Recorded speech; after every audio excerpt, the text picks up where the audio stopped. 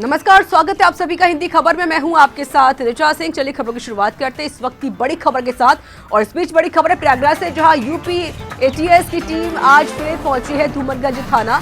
Pakistani connection और हथियार मंगाए जाने के मामले में पूछताछ की जा रही है।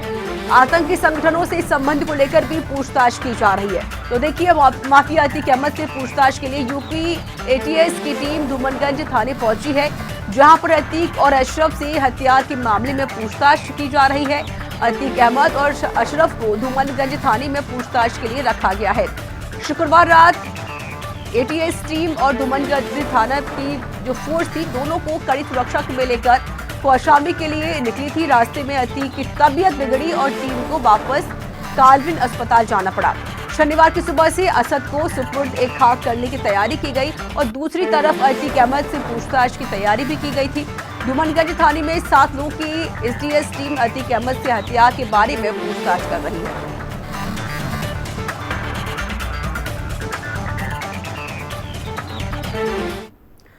मेरे सहयोगी कुश मेरे साथ जुड़ चुके हैं इस पर और अधिक जानकारी देने के लिए प्रयागराज से। कुश, देखिए, जिस तरीके से अतीक अहमद से पूछताछ की जा रही है कि जिस तरीके से जो हथियार बरामद किए गए, हथियार कहां से आया जा करते थे, फिलहाल क्या कुछ अपडेट मिल पाई है पूछताछ को लेकर? क्या कुछ जानकारी मिल पाई है कुश? बिल्कुल नीचा, देखिए, आपको बता दें कि अतीक अहमद से धूमनगंज थाना में लगातार एटीएस के द्वारा पूछताछ चल रही है, जिसको लेकर के आपको बता दें कि इनकाउंटर के बाद जो पिस्टल विदेशी जो हथियार बरामद हुए थे, तो यही कारण है कि एटीएस अब लगातार पूछताछ कर रही थी। आखिर ये जो हथियार विदेशी आए हैं, ये कहां से आए हैं। कई ऐसे लिंक, कई ऐसे खुलासे हुए हैं। लगातार अगर बात किया जाए रिचा, तो चाहे आईएसआई से रहे हों या फिर पाकिस्तान से कनेक्शन रहा हो, तो कई ऐसे चीज तथ्य आए हैं जिसको लेकर के एटीएस लगातार पूछताछ कर रहे हैं। लेकिन अभी तक ये ओपन नहीं हो पाया है कि आखिर किन किन जवाबों को, सवालों का इन्होंने जवाब दिया है। और सबसे बड़ी बात यह है कि जो एटीएस लगातार कल से आए हुए प्रयागराज में और सुबह से ही पूछताछ चल रही है और आज असद को सुपुर्द में खाक कर दिया गया है मिट्टी में। तो जाहिर सी बात है कि जिस तरीके से रिचा देखा गया कि शाइस्ता परवीन की कयास लगाई जा रही थी कि शाइस्ता परवीन ऐसे समय में आ सकते हैं, तो शाइस्ता परवीन नहीं आई है। लेकिन 500 महिलाओं का जो जत्था था, कहीं न कहीं ये कयास लगाए जा रहे थे कि इसी बीच में शाइस्ता परवीन आ सकते हैं, बेटे को मिट्टी दे सकते हैं। लेकिन महिलाओं को मिट्टी देने के लिए इजाजत नहीं दी गई। तो जाहिर सी बात है कि ये हो सकता है कि बीच में रही या नहीं रही शाइस्ता। लेकिन अगर बात किया जाए तो जो वहाँ की पुलिस फोर्स थे, तो सादे ड्रेस में भी तमाम लोग ऐसे थे और कई एजेंसियां थी जिसको लेकर के जो कयास लगाए जा रहे थे। तो जाहिर सी बात है कि लगातार जो पुलिस की टीमें थी, कई जांच एजेंसियां थी, तो नजर बनाई हुई रखी थी कि जो शाइस्ता परवीन है आखिर आती है तो फिर पकड़ी जाएंगी। लेकिन वहां पर शाइस्ता परवीन नहीं दिखी है रिचा, और उनके बेटे असद को, अतीक के बेटे को मिट्टी में मिला दिया गया है। बिल्कुल। और कुछ देखिए, जिस तरीके से अतीक अहमद और उसके जो भाई अशरफ, इन दोनों से पूछताछ हो रही है कि पाकिस्तान से ये हथियार मंगवाए जाए करते थे, तो जाहिर है कि शक तो ये भी हो सकता है कि कुछ कि हो सकता है कि जो आतंकी गतिविधियां हैं उसमें शामिल भी हो सकता है अतीक अहमद।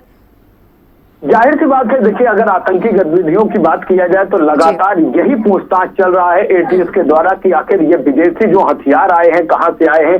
ऐसा तो नहीं कि इनका जो लश्कर तैयबा का नाम वे बीच में आया, तो जो जानकारी मिली है तो उससे इनका कनेक्शन रहा है। कई ऐसे जो आतंकवादी घटनाएं देश में हुई है, तो उसमें तो इनका कहीं न कहीं हाथ नहीं रहा है। तो कई ऐसे बिंदु है जिसको लेकर के एटीएस लगातार पूछताछ कर रहे हैं, लेकिन अभी तक कोई ऐसा खुलासा नहीं हो पाया है। हालांकि एटीएस लगातार अतीक और अशरफ से धूमनगंज थाने में पूछताछ रिचा कर रही है। बिल्कुल। देखिए, अब अगर पूछताछ हो जाती है, क्योंकि देखिए जिस तरीके से आपने अपडेट दिया है कुछ कि सुबह से पूछताछ की जा रही है, एटीएस टीम लगातार दोनों भाइयों से पूछताछ कर रही है। पाकिस्तानी कनेक्शन बताए जा रही है, पाकिस्तान से जो हथियार हैं वो इसमें यहाँ पर मंगाए करते थे, और उसके बाद ऐसे और भी कई राज्य जो खुल सकते हैं। अगर देखिए, अगर जिस तरीके से बीजेपी ने जो आरोप लगाया है कि समाजवादी पार्टी ने इसको बड़ा किया, जो ढील दी वो समाजवादी पार्टी ने दी, अगर पूछताछ होती है, अगर ये हथियार मंगवाए भी जाते थे पाकिस्तान से, तो इसमें समाजवादी भी आ सकती है फंदे में फिर।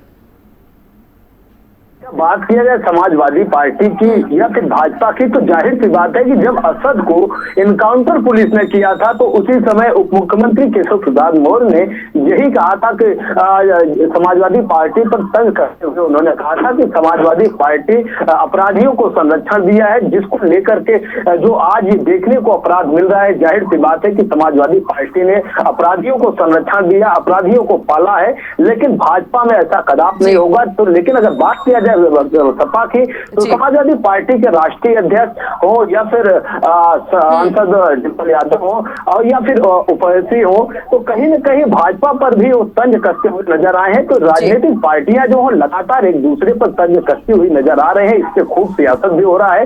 लेकिन देखना ये होगा कि जहां देश की सुरक्षा की बात है ऋचा, अगर एटीएस जो जिस तरीके से जांच कर रहे हैं, जिस तरीके से पूछताछ कर रही है, अगर उसमें इनका नाम जिस तरीके से आया है असीक अहमद और अशरफ का, अगर आतंकी गतिविधियों में ये शामिल रहे हैं या फिर शामिल रहे हैं तो कब रहे हैं, ये जो विदेशी हथियार मिले हैं, ये इन कई ऐसे तथ्य हैं, कई ऐसे बिंदु हो जिसको लेकर के एटीएस लगातार पूछताछ कर रही है। देखना ये होगा कि ये आतंकवादी गतिविधियों में नहीं है, ये तो पूछताछ के बाद ही पता चल पाएगा। लेकिन जो विदेशी हथियार बरामद हुए, ये अपने आप में एक बड़ा सवाल खड़ा होता है। बिल्कुल आपने सही कहा कुछ। चलिए आप इस साथ बने रहिएगा, मेरे सवाल आपसे और भी रहेंगे कुछ।